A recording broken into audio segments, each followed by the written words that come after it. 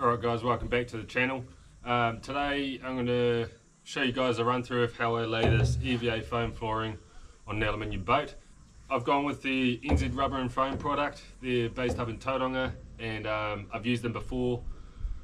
The reason why I like to use a business within New Zealand is if you ever need replacement sheets or you've got questions or you need to reorder some more, they're there, they're consistent, and they do a good product.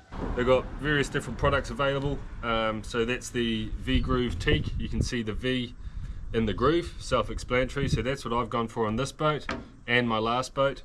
But they do it in all different colours. So you've got just a grey with a black rib. You've got a light grey with another black rib. That one's quite nice.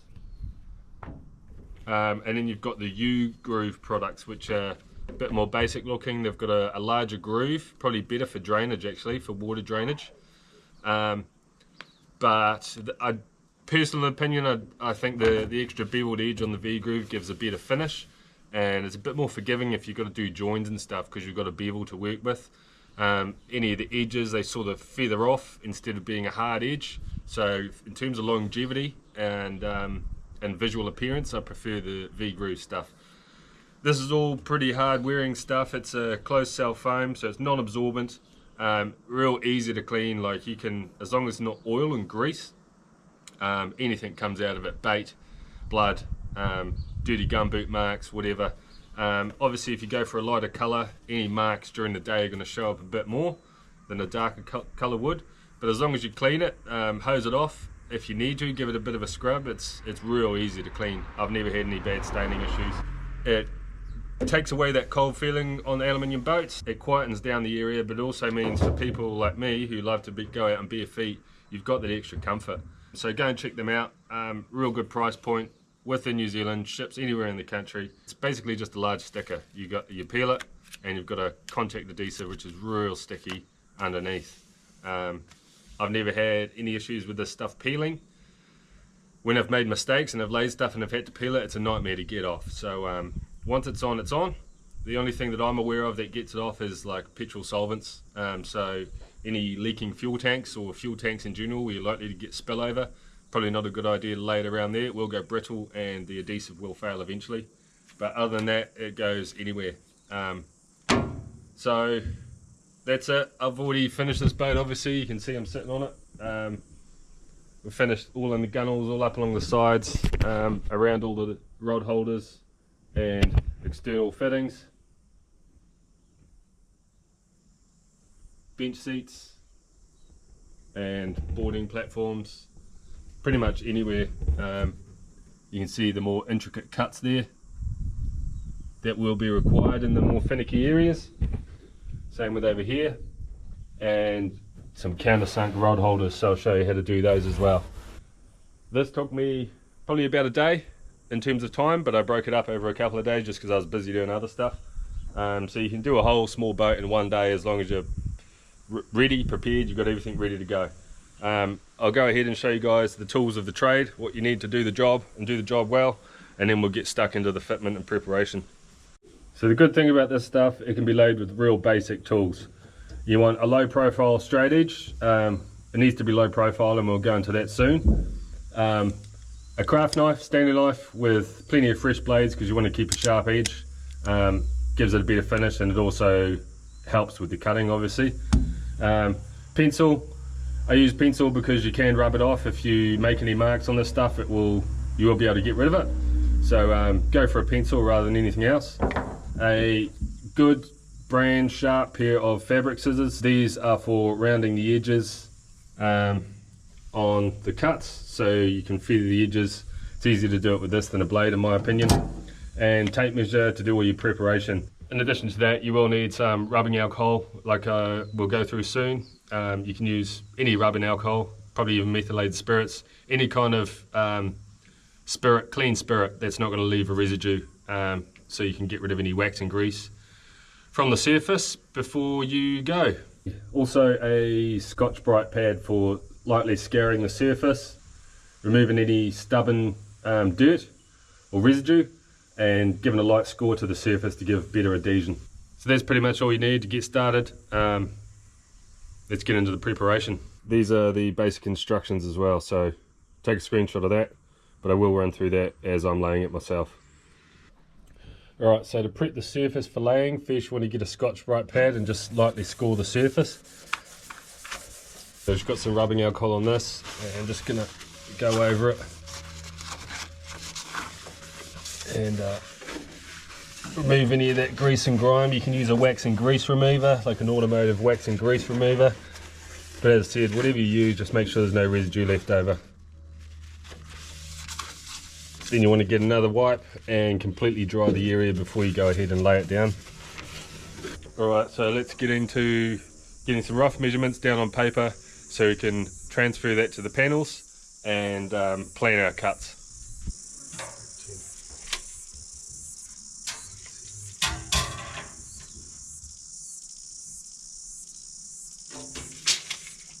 When you're doing measurements, you want to measure true measurements, so right up to the weld.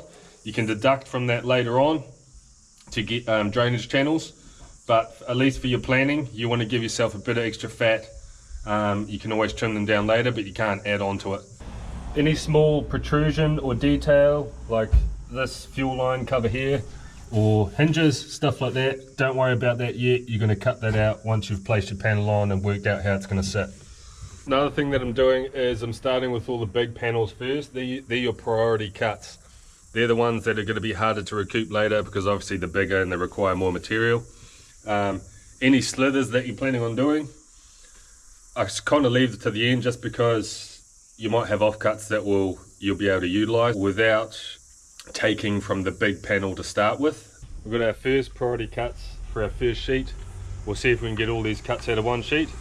Another thing you've got to remember about this stuff is the coloration will look different if you view it from this side looking that way to when you're on that side looking this way. So any cuts you make have to be in that same orientation, otherwise the coloration will look different. It's just how the stuff's made. So all I'm going to do now is flip the sheet over, so I'm on the paper side, and I'm going to transfer some measurements onto the sheet to see what we can get out of the one sheet. You want to try and create as least wastage as you can, and this might take a couple of attempts to make sure that you're not losing whole bunches of the panel. Depends how rich you are. You can always just buy another panel of the sheeting, but I prefer not to waste stuff. Just going to carry on, measure these out, and we'll see how it looks at the end. But what we're going to do is we're going to get the center of the widest measurement, and we're going to line it up with one of these ridges. That way, when you split the panel down the middle to lay it left and right hand side of the boat, it's centered on one of these ridges as opposed to being halfway through on one and 3/4 on the other or whatever. It removes that offset, so everything has that central line. When you're standing on the boat, the last thing you want is lines all over the show and odd panels. You want everything to be measured from that center line. So what we're going to do is I'm going to find our center mark, which is 545, and we're going to put that in and move it to the closest ridge, which I think is going to be this one here, and then all our measurements are going to be based off that one center line.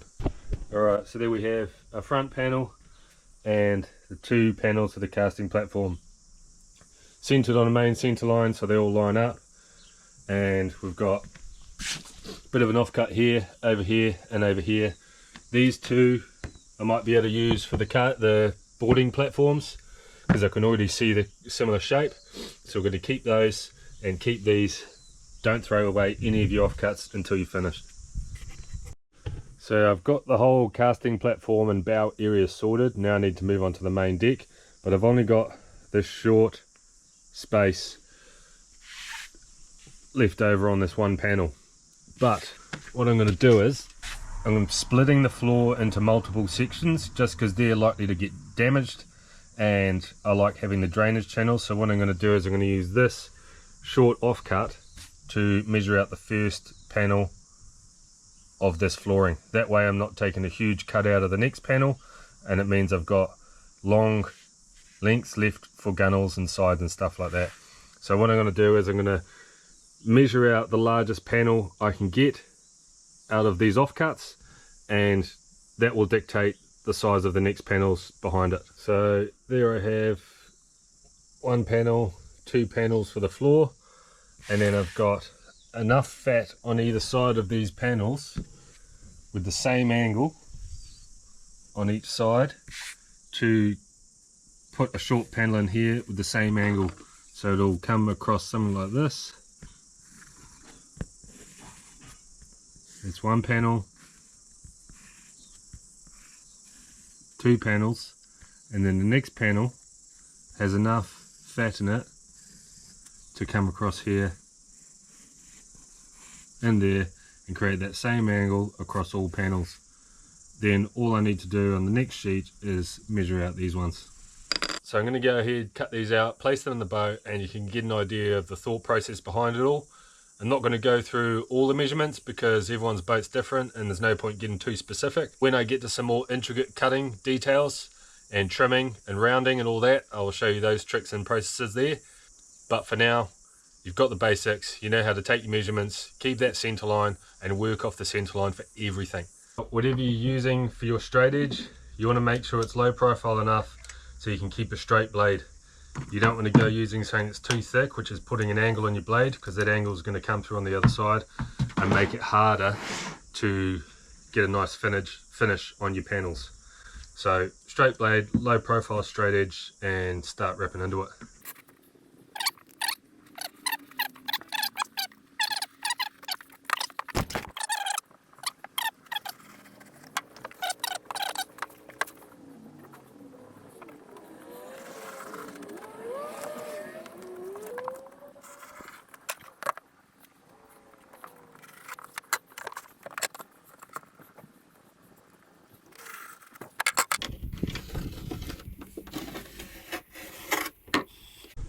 Alright, panel's cut. Let's go and see how it looks. First one. Perfect.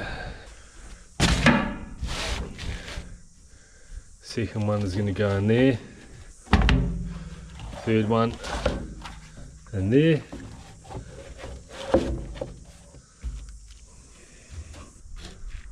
Fourth one there. Fifth one there. So that's what we've got so far. Alright, so we're about to put our first panel in, this one up the front, and just trimming out the corners, and we're just going to use the old boulder cap trick. So you just trace around it with a pencil, you get a nice rounded corner, and it prevents any lifting in the future because you haven't got such a sharp edge. So for larger angles you can use larger objects, but for these small angles we're going to use the bottle cap. This is when your fabric scissors come in handy, or a nice sharp pair of scissors, and they're going to allow you to trim around that angle and give you a nice rounded corner. So because these two sections were measured off true measurements as one piece, they butt up perfectly together in the middle. I could leave them like this and have them button up perfectly, but I do want a bit of a gap for drainage and to create the line to match up with the rest of the boat that's going to have those same drainage channels. So what I do is go to the outside on this side, and I'm going to take off 5mm off each side so I can push them further over and have that small gap in there.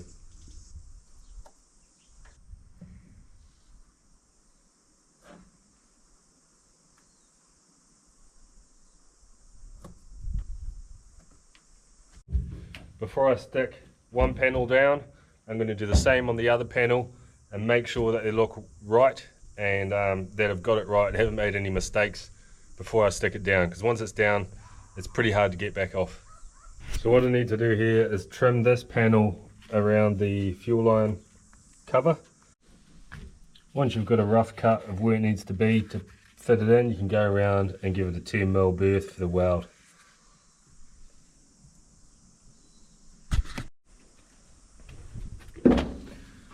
Yeah, perfectly trimmed around the weld.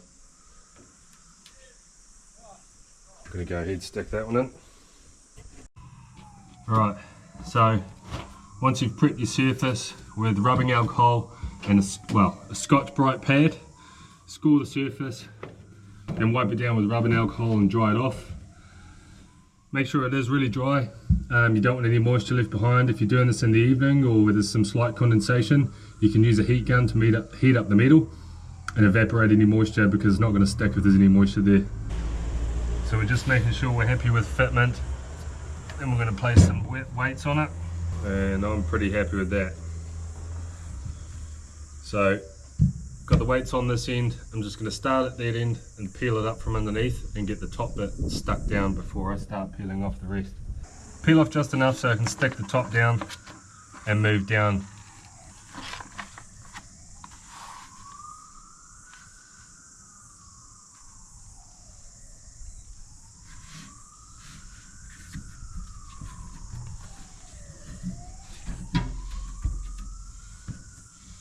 Once I've done that, shift some weight up the top to keep it there. Gonna lift it up from this end and peel out the adhesive from underneath as I lay it down.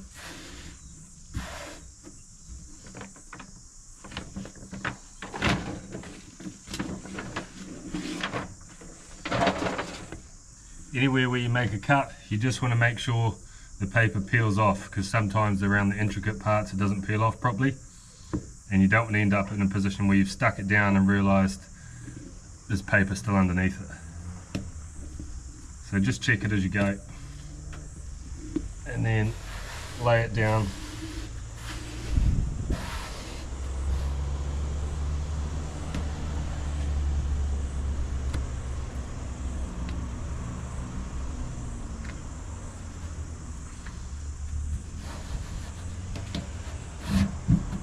You just want to apply some pressure on it to activate that adhesive,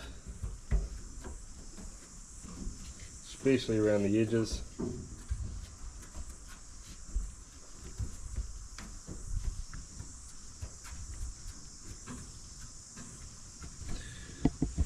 And that's one panel done.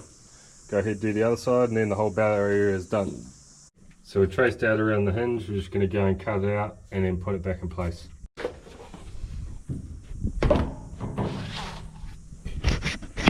There's pretty good. Fit it around the hinge, following along the welds,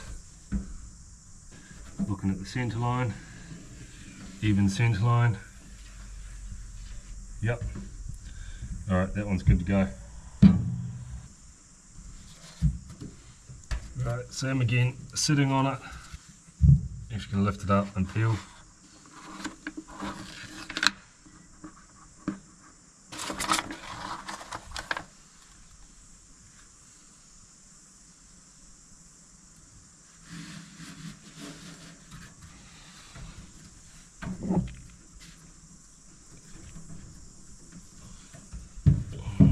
Put your weights there.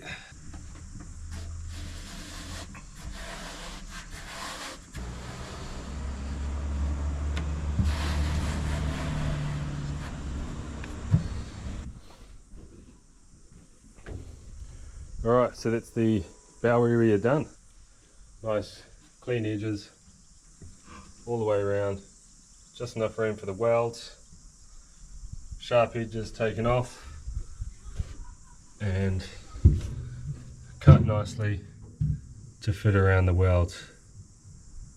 Now, I was saying before, it's important to keep the same angle, and this is a perfect example why. The offcut from the panels that I'm laying here is now able to be trimmed up and fitted into here with that same angle.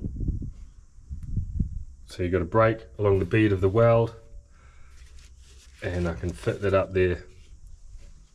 Just going to go ahead and fit up the rest of these panels. I'm pretty sure you guys have got enough information to carry out the standard panel cutting and fitting yourself. When I get to the more intricate detailed parts, I will record some more of that so you can learn a few more tips and tricks on laying the EVA floor in your own boats at home. But for now, I'm just going to blast through it because the videos are slowing me down, and I want to get this done today so I can go out fishing tomorrow.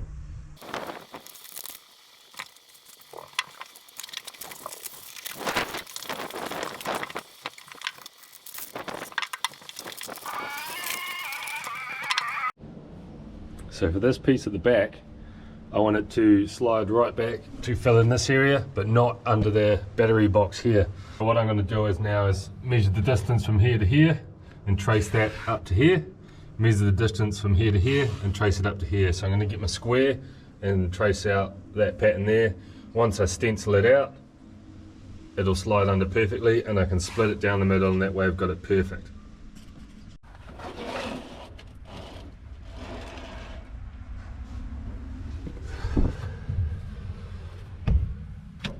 Bloody perfect.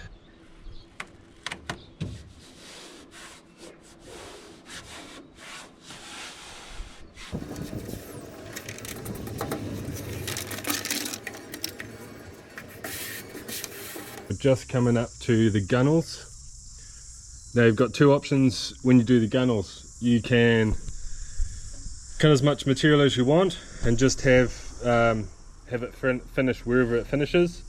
I actually prefer to just narrow the EVA foam and keep that black ridge as an outline. It looks a bit more fitted, and I prefer that finish over any other way. It does mean you haven't got as much coverage on here, but it's doing what it needs to do, and that's protect the gunnels and provide a bit of grip when it's wet. You can trim around all the welds, just taking your time, and pretty nice finish if you ask me. What I'm going to do now is show you how you maneuver around rod holders or any other insert, and also patterns like this for bow rails or any kind of protrusion through the surface that you're laying this on. So I'm going to go ahead and show you how we trim this up. Obviously first I just cut to length a nice section with keeping the black trim on the outside to match with everything else and give that nice finish. So I'm just going to come along in here, mark the angle of the weld, and then trace around it here so I can get the top finished. Then we just remove this, put it in place, screw the rod holder back over on top of it, and trace around it with a pencil for the cutout.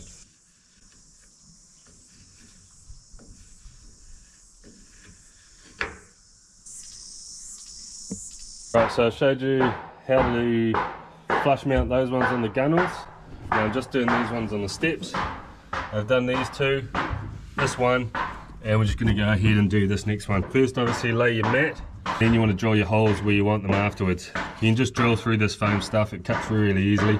Then we're going to mount our screw holes, trace around it, cut it out and countersink it. And it just gives you that real flush finish. Nothing protruding, especially on places where you're going to be walking, really makes a difference. Once the rod holder's in place, we're just going to run around the edge of that with a real sharp blade, and then we'll pull it out and peel it off.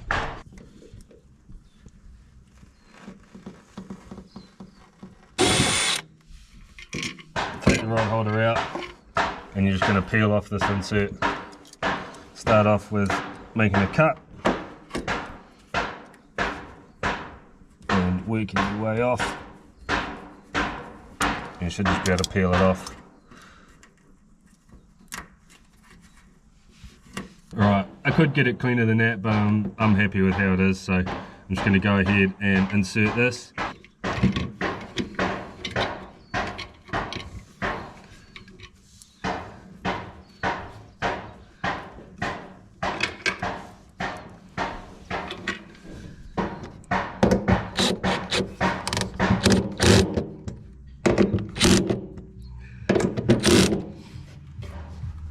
And there you have it.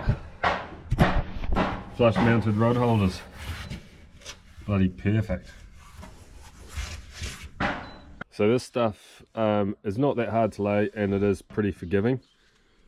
I'm just demonstrating how to make some joins if you need to.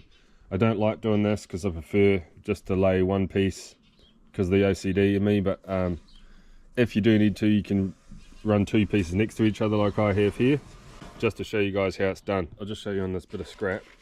You're just cutting on one side